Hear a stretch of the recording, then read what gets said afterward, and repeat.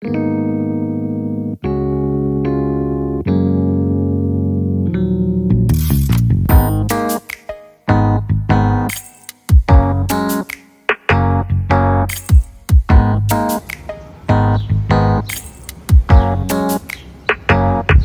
viveu os 20 anos da última ditadura militar brasileira sabe por que alguns chamam aquele período de os anos de chumbo.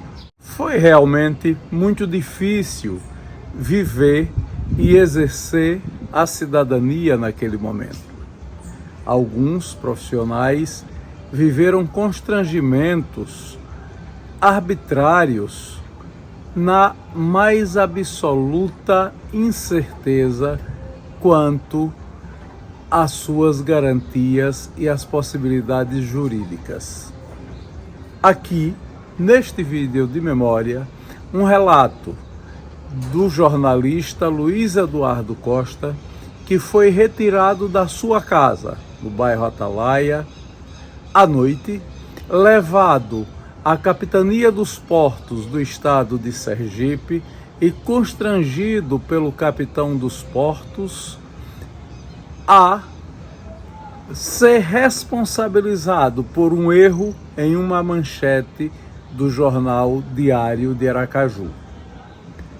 Passou a noite num cubículo da Capitania dos Portos, foi mandado buscar em sua fazenda na cidade de Itapuranga da Ajuda o jornalista Raimundo Luiz para produzir um texto que saísse ao sabor do então capitão dos portos, do mesmo modo que esse mesmo militar, numa outra oportunidade, mandou buscar em sua usina de açúcar no município de Capela o jornalista Orlando Dantas, diretor da Gazeta de Sergipe.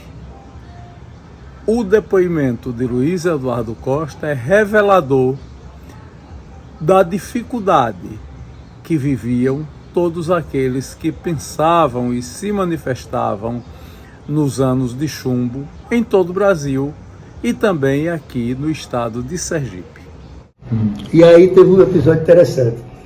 No dia 8 de dezembro de 1972, eu já era pai de filho, já não tinha envolvimento nenhum, e era diretor do Diário de Aracaju, dos associados, né? Aí eu estou em casa, a gente morava no sítio, uma casinha pequena e tal, tá lá, eu sempre morei por ali, perto do mar. Aí tinha 2 filhos, só, Paulinho e Patrícia. Esse pequenininho, aí eu tinha saído com Silvinha, tomamos umas e outras, era feriado, e eu voltei em casa, fiquei deitado lá na cama, daqui a pouco ela chegou. Aí eu chamava Eduardo, o que foi? Tem uns caras aí da Marinha dizendo que o capitão quer falar com você. E aí não sabia nada, disse, não, deixa, antes que eu vou amanhã. Que amanhã, hoje é feriado. Ela saiu, daqui a pouco os caras chegaram, eu me virei, já com a metralhadora, 2 sargentos, o cara, opa, levanta. Aí eu levantei e disse, vista. Não, porque o capitão quer falar com o senhor. Senhor, chamou tudo respeitoso. E eu era um menino de 20 e poucos anos. Aí, eu disse, não, 20 e pouco não, 70, 32, né? Aí, eu perguntando o que é, não sei. Vocês botaram no jeito também, não me tocaram, fizeram nada. Nada. Respeitoso e tal. Quando eu desci lá, eles me levaram até o capitão, eu entrei na sala e eles saíram, aí estava Eduardo Pessoa Fonte sentado na mesa, porque tinha tal da Comissão Geral de Investigações, CGI. Estava sentado Poconé, que era o contador, Carlos Leite e Eli Nascimento, todos os 2 meus amigos. E Eli Nascimento. Ele aí me pegou na parede, me jogou assim, disse, filha da puta, vagabundo, tá a serviço de Liano Maciel para me arrumar e não sei o que, pá. E eu sem saber. Tá vendido a Liano Maciel para me arrumar, não sei o que, junto com esse general safado do CSNI. Aí eu digo, olha, eles já estão brigando. E aí eu mal conheci o general Graciliano. Uma vez João Moreira me levou lá, porque teve um negócio lá de violão, que eles tocavam violão, né? Eu aí fui para ver, que eu nem gostava. Eu não gostava daquilo, mas fui. Aí fui uma outras vezes, pronto, depois não fui mais. E uma vez, quando ele era secretário, eu fui lá para pedir uma coisa a ele. E ele me atendeu muito bem, mas não tinha relações com ele. Aí eu tomei aquele susto, aí ele correu de lá com o Carlos Nascimento. Aí disse, capitão, peraí, Luiz Eduardo, eu acho até que ele nem se dá com o doutor Leandro Maciel. Aí ele, mas o que sabia? Não, você está aqui no livro, ou está aqui no jornal de hoje. Comissão apura venda de terreno da Marinha. Eu tenho terreno para vender? É de Marinha, né? O senhor não sabe, não? Botou de propósito para dizer que eu é que vendo terreno de Marinha, que eu sou responsável por... Foi Osório. Ele botou a preposição certa lá dentro da oficina que trocaram. Ele botou tudo certinho, nem fui eu que escrevi, foi Osório. Estava lá, Osório, desembargador. Estava lá, Osório, Zé Carlos Oliveira, Creuzinha, Maria Luísa, todos foram formados lá na redação do jornal, do diário. E aí eu tomei aquele susto, ele aí disse, agora você senta aí e faça uma nota para sair amanhã desfazendo isso. Eu, capitão, não tenho o que desfazer, só corrigir, trocar o dia pelo... Mas eu não vou fazer agora. Disse, por quê? Eu digo, eu não tenho condições. Eu estava tomando cerveja, estou ainda meio cheio de cerveja. E depois desse susto que eu levei aqui, eu não tenho. Ele disse, então você vai esfriar a cabeça, aí me botou no cubículo. Só soltou no outro dia. Aí mandou trazer Raimundo, que Raimundo estava na fazenda dele lá em Itapuranga, veio preso.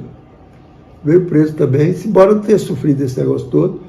Como levou Orlando Dantas uma vez, foi buscar na usina. Ele pintou o diabo, ele era louco. O pai de Serapião, Torres, morreu por causa dele.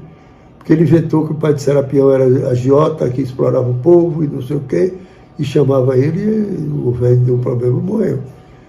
É terrível. Tanto que uma vez eu encontrei Carlos Leite, ali na calçada Tubia Barreto, ele vinha do outro lado, ele parou, ficamos conversando.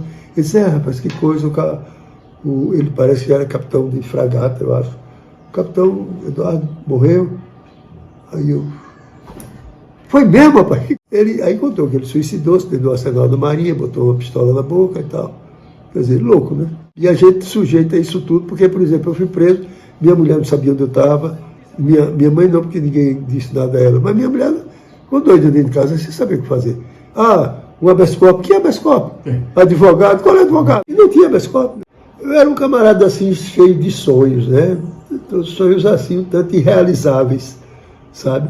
Tinha muitos, porque eu lidava com muita coisa, eu lia, eu andava muito, eu ia para o mato, eu pescava, eu pegava caranguejo, eu pegava siri, eu fazia essas coisas todas. Eu saía da Atalaia Nova para ir para Pirambu de bicicleta, pela praia. Eu passava 2, 3 dias largado nas matas da Barra, andando, sozinho. Avisando meu pai, sabia, eu levava água, levava tudo. Eu era caminheiro, então eu pensava que eu queria andar pelo mundo. A coisa, meu maior sonho é sempre outro, né?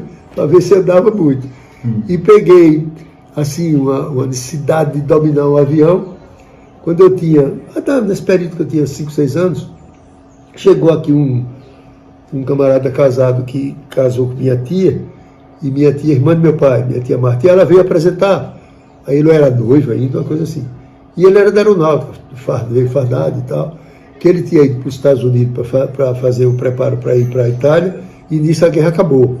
Aí ele ficou doido, né? Ficou frustrado, doente, passou o resto da vida doente. Porque não foi, porque não conseguiu ficar como militar do aeronáutico, ficou como civil, e aí entrou em crise, era uma coisa terrível, um extremista de direita e tal.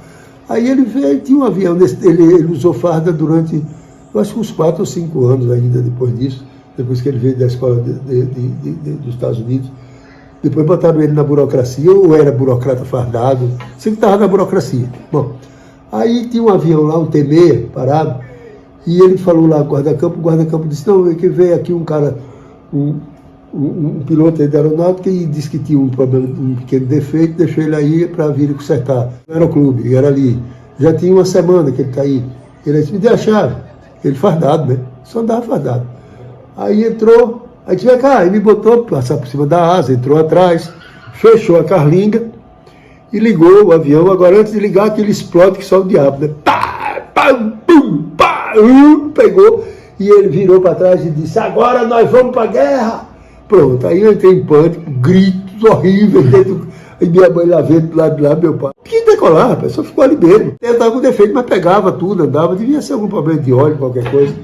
Aí meu pai lá gritando lá de fora, Otávio, pare com isso, não sei o que, e porra, tal. Aí eu saí chorando, gritando, aí tomei um medo da porra de mim. Ele era louco, aí eu disse, eu ainda vou dominar um avião. Um dia, passou pela cabeça, um dia eu entro essa porra para ninguém me fazer dedo. Viu?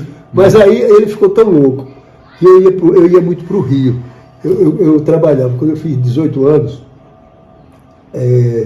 doutor João Aragão. João Aragão era diretor do DNPV, Departamento Nacional de Portos e Vias Navegáveis. Aí, quando eu fiz vestibular, a escola era de noite, aí ele disse, o meu pai disse, Paulo, vou dar o primeiro emprego ao seu filho?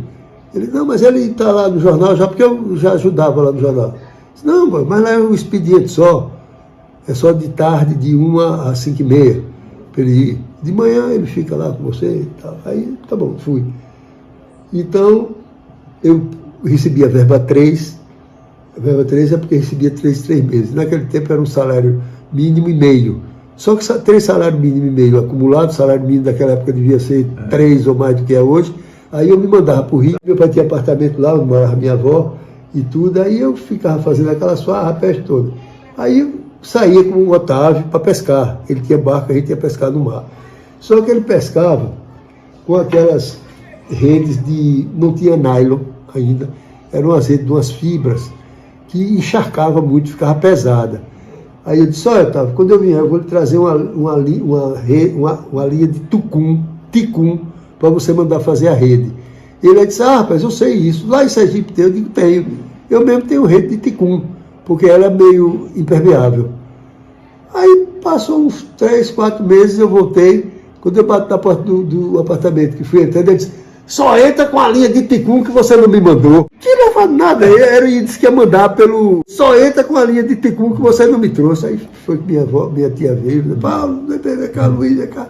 Eu era assim, o Otávio, ele pegava, junto do apartamento dele, que era edifício Cariobra, ali na rua de Botafogo, tinha uma churrascaria chamada Recreio, grande.